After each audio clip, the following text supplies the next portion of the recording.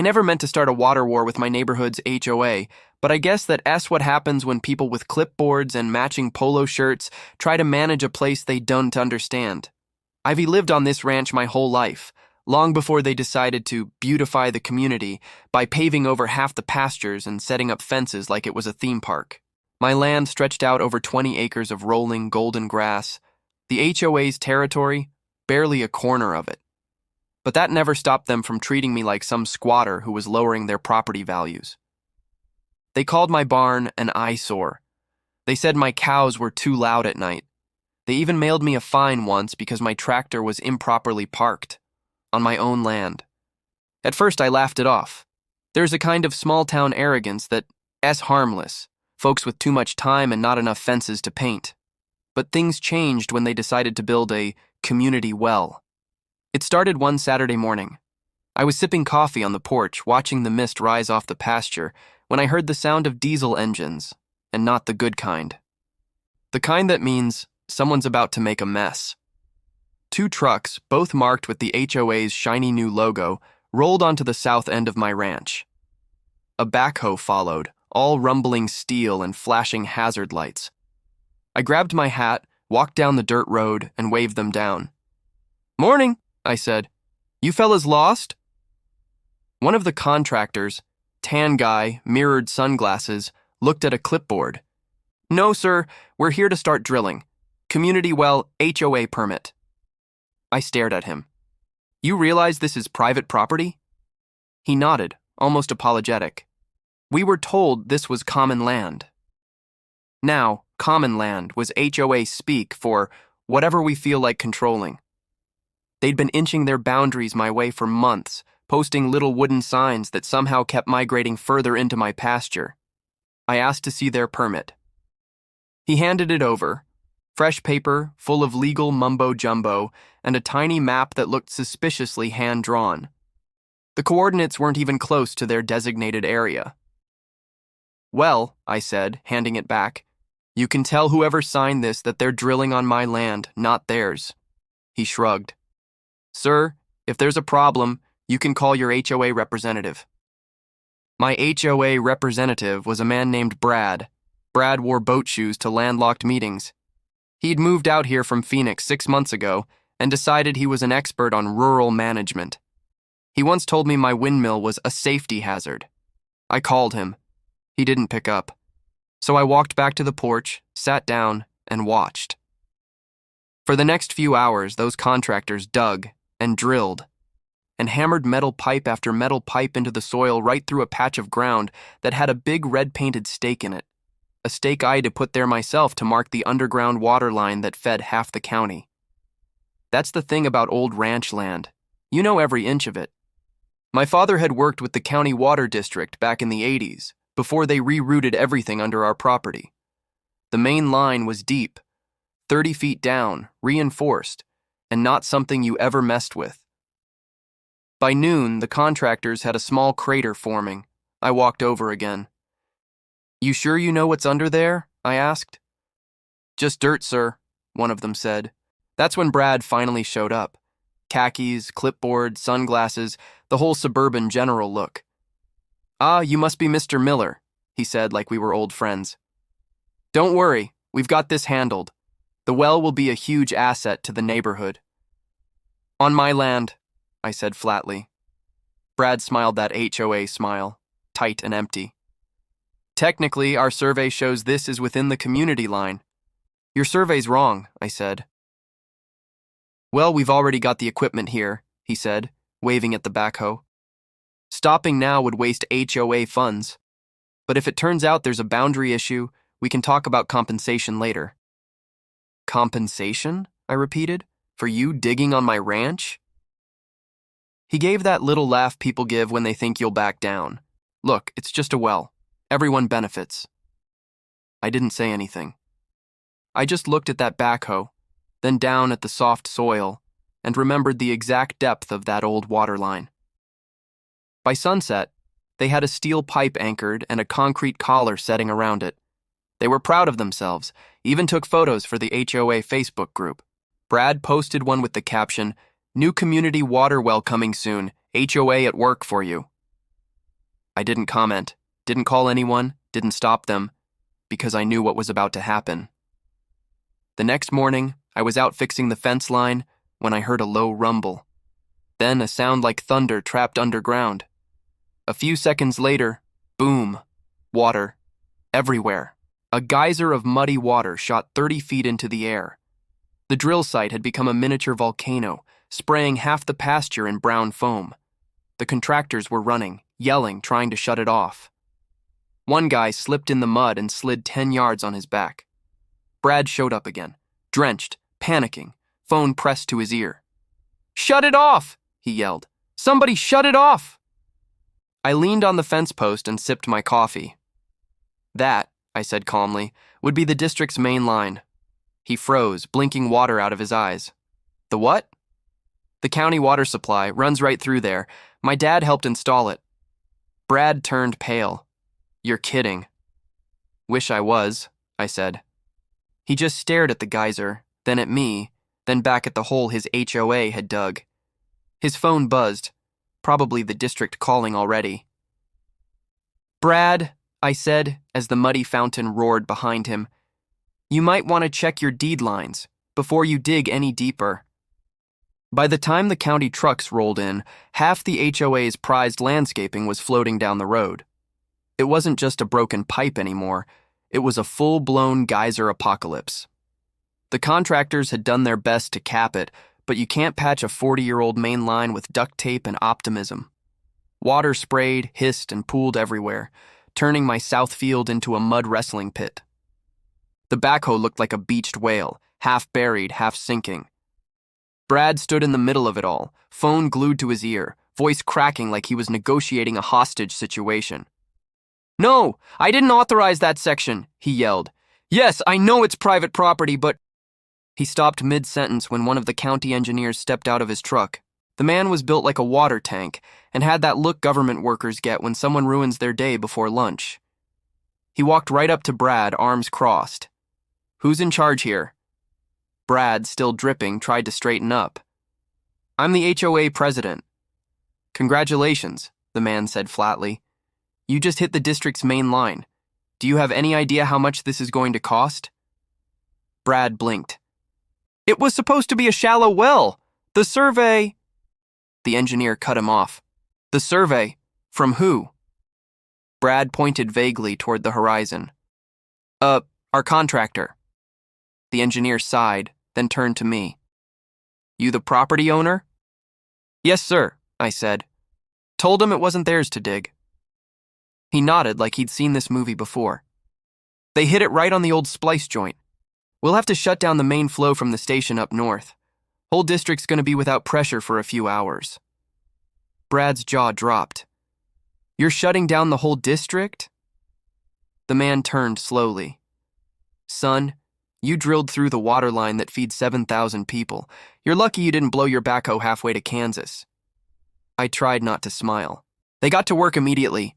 Big diesel trucks rumbling in, floodlights flickering on, men with reflective vests yelling over the noise. I'd seen storm recovery teams move slower than this. Within an hour, they'd capped the leak and were digging around the damaged section. Brad tried to act helpful, but mostly he just got in the way. He kept talking about permits and community improvement projects. One of the county guys finally told him, "Sir, unless you can weld, please step back." I watched the chaos from my porch. Every few minutes, another HOA member would show up. Golf carts stuck in the mud, shoes ruined, asking what was going on. Brad's answers kept changing. First, it was a minor irrigation issue, then a district malfunction, then finally, an unforeseeable event. By the end of the day, the mud pit looked like a battlefield. The county engineers had dug a trench the size of a swimming pool, the HOA signs were flattened, and every single person looked ready to quit civilization altogether. That's when the water district manager arrived. He was a quiet guy, older, with silver hair and a calm expression that made you nervous. He looked over the site without saying much. Finally, he turned to me. "You're the landowner?" "Born and raised," I said. He nodded, then turned to Brad.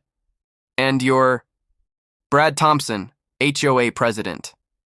The manager pulled out a folder. "Mr.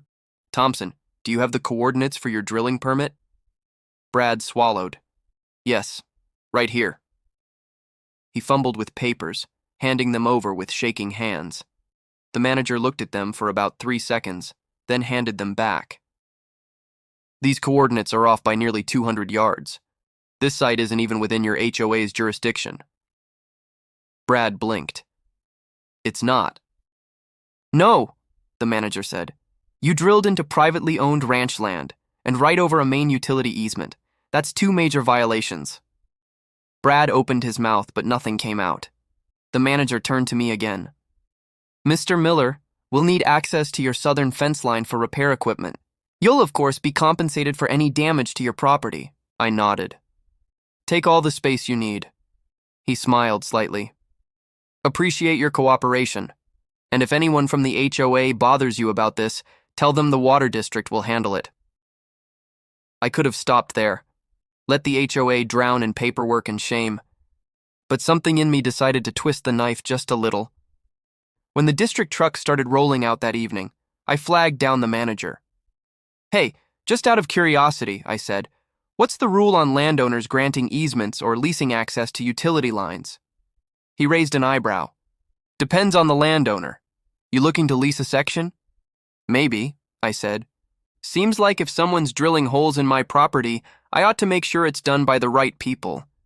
He gave me a look that said he understood exactly what I was thinking. Give me a call next week, he said. We might have something that benefits both sides. That night, I sat on my porch again, watching the last of the county trucks roll away, headlights glowing in the dark. The air smelled like wet dirt and diesel, and somewhere out there, a frog was croaking like it was laughing at all of us.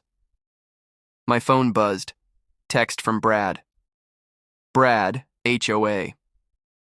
We'll discuss restitution for the damages.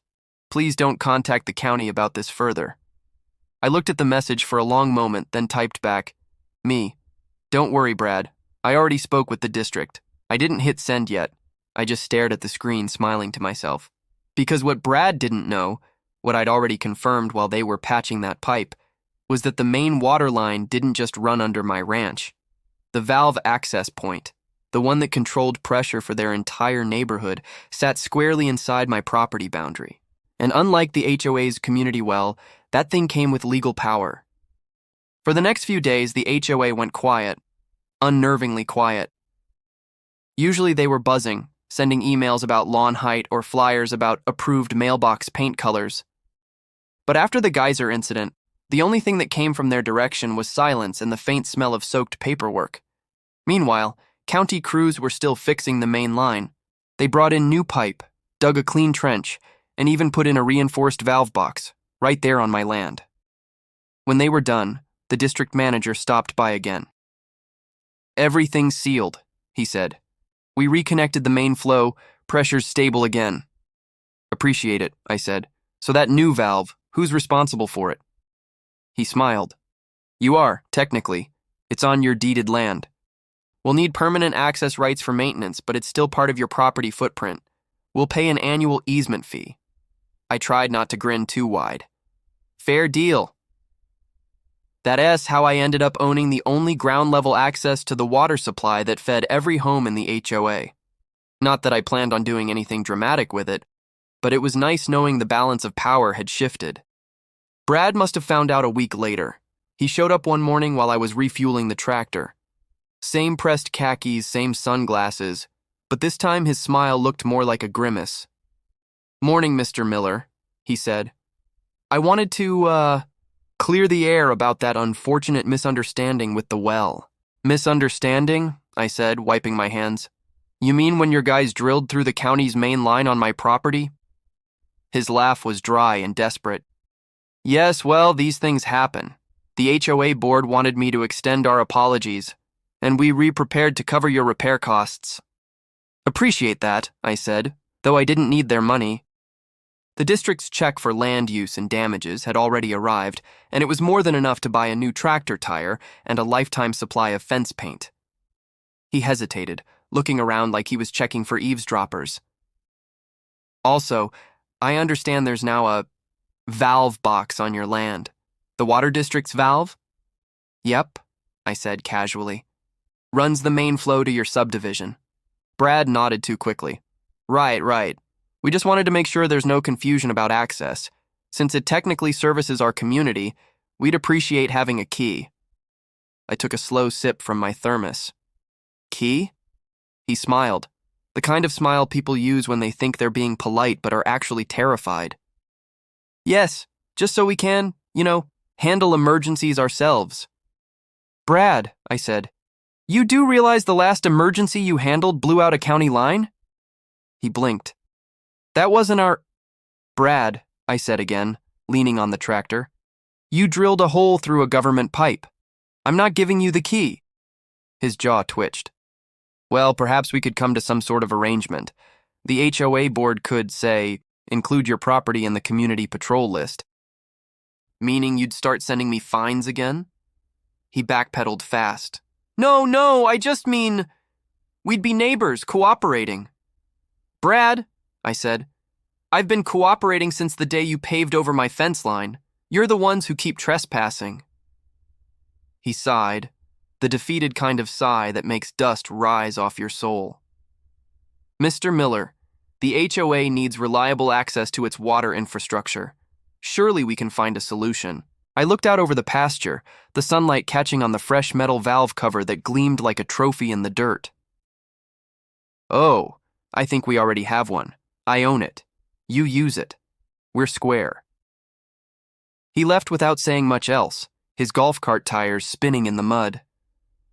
A few days later, the HOA held an emergency board meeting. I wasn't invited, but I heard every word. Small towns carry sound like gossip. Apparently, the board had discovered that their community well was illegal, their permit void, and their access to the district line fully dependent on my cooperation. They didn't like that. Suddenly, they started sending me letters again, written all nice at first. We'd love to discuss a mutual agreement for maintenance access. Then a little sharper. Failure to cooperate may result in HOA legal review. Then flat-out bluffing. We reserve the right to inspect community utilities at any time. I kept every one of them, unopened, in a neat stack on my porch table. A week later, I got a visit from someone new. A woman this time, well-dressed, sharp-eyed. She introduced herself as an HOA attorney. Mr. Miller, she said with that smooth, practiced tone lawyers use when they about to say something insulting politely. The HOA board would prefer not to escalate things. Good instinct, I said. But, she continued, since the water valve now services community property, they believe it constitutes shared infrastructure and therefore... Stop, I said. You mean the same infrastructure they broke and I let the county fix? The one that's on my deed? She smiled tightly. Technically, yes. But shared usage implies shared rights. Technically, I said. Trespassing implies fines and legal action, so maybe don't test that theory. For a second, her professional calm cracked. Then she straightened her jacket. Mr. Miller, the board simply wants assurance that their access won't be interrupted. I smiled. I'll give you that assurance, if they stop stepping on my property without permission. She studied me for a long moment, probably realizing I wasn't the stubborn farmer stereotype they expected. Finally, she said, I'll relay your message. She left. That night, the HOA sent another mass email to residents. Due to ongoing infrastructure review, please conserve water until further notice. I printed it out and framed it in my barn. Over the next week, they tiptoed around the subject. Brad waved whenever he saw me, pretending we were best friends. The HOA newsletter stopped mentioning community improvements, and every time I drove past that shiny new valve box, I smiled a little wider. See, it wasn't about revenge. It was about balance. They'd spent months treating my land like an accessory to their rules. Now, their entire water pressure depended on a valve sitting under my boots. Sometimes irony writes itself better than any plan could. A week after the last letter from their lawyer, the HOA put out another notice. It said the well project was being re-evaluated. They never mentioned the main line or the fines from the county. They called the mess An unfortunate drainage incident. The phrase became a running joke in town. I went back to my routine, feeding the horses, checking fences, keeping the weeds from swallowing the driveway. But every time I passed the new valve box, it glinted in the sun like a small reminder that not everything the HOA declared was law. The county's plate on the lid said property of water district, maintained with permission of landowner. That last line, stamped in solid metal, was worth more than every fine they had ever mailed me. About a month later, I saw Brad again. He was standing by his SUV near the gate, holding a clipboard like it was armor. I walked over and asked if he was lost. He smiled the kind of tired smile that had no fight left. Just wanted to tell you the HOA board voted to dissolve the Community Improvement Committee. Translation? I asked. No more building projects. We're focusing on beautification. I nodded. Beautify all you want. Just keep it on your side of the fence. He hesitated, glancing toward the pasture where the valve sat. You're not going to do anything with that, are you? Brad, I said, I'm a rancher, not a supervillain. As long as you keep the paperwork honest, the water keeps flowing. He looked relieved, but still uncertain, as if he half expected me to pull a lever and flood the golf course. Understood, he said, then offered a handshake. I took it. His palm was damp, mine was steady. After he left, I realized the land felt quiet again. No rumble of drills, no strangers measuring soil that wasn't theirs. Just wind through the grass and the sound of the creek that had been there before the HOA ever existed. That's the strange thing about ownership. It's not really about power or papers. It's about memory. My father had stood on this same ground, marking out where the county line would go. He'd said back then, water doesn't care about fences, son, but people sure do. I hadn't understood it until this whole circus happened. A few weeks later, I got a letter from the water district, not a complaint this time, but an offer. They wanted to lease a small additional section for a monitoring station right beside the new valve. The rent was more than fair. I signed the papers with a smile. That small agreement made everything official. The county recognized the boundary, the HOA couldn't touch the land, and for the first time in years, nobody argued about what belonged to whom. Spring came early that year. The pasture filled with wildflowers, and the pond near the old barn finally held enough water for the herons again. Every so often, a car would slow at the edge of the road where the community well used to stand. The spot was now just grass, smooth and green, no sign of the crater except a few stubborn patches of darker soil. Sometimes I'd see new families moving into the subdivision, young couples unloading boxes, kids running around the trimmed lawns. They'd wave at me like they already knew the story, like the tale had become part of the neighborhood folklore. That's the guy who owns the water, the dads would whisper to each other. I never corrected them. Late one afternoon, when the light was soft and the sky was turning gold, I sat on the porch and heard the faint hum of the water line beneath the ground, a steady, deep pulse like a heartbeat. The district had fixed it perfectly. The system was stronger than before. Funny how something breaks, and after enough care, ends up working better than it ever did. That evening, my phone buzzed. A new message from Brad. Thanks again for your patience this past year. The board voted to designate your ranch as a heritage property in the HOA registry. It means we won't attempt to develop near it again. For once, an HOA email that actually made sense. I typed a short reply. Appreciate it, Brad. Tell the board the water's flowing fine. He answered with a thumbs-up emoji. It was almost friendly.